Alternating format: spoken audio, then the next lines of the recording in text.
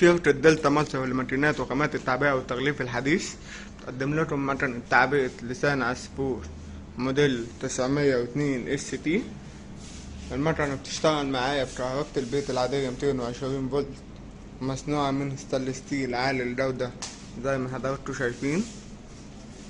المكنة بتقدر انها تشتغل معايا على الرول الخام او المطبوع، وده شكل المنتج بتاعنا اللي هو لسان عصفور.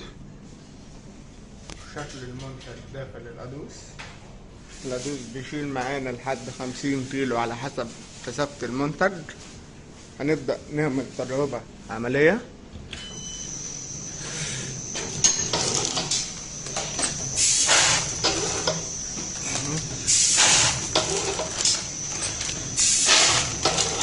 ده شكل المنتج. طبعا علشان الكمية المنتج اللي هو لسان العصفور قليلة فعاملين ان الكيس صغير.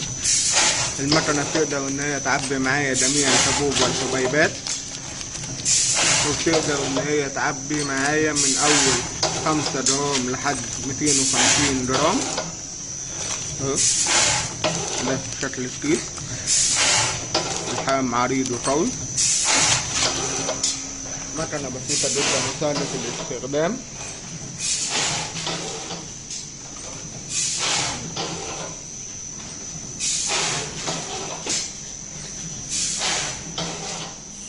مكنة موديل 902 اس تي مقدمة لكم من شركة دلتا مصر للماكينات وخامات التعبئة والتغليف الحديث.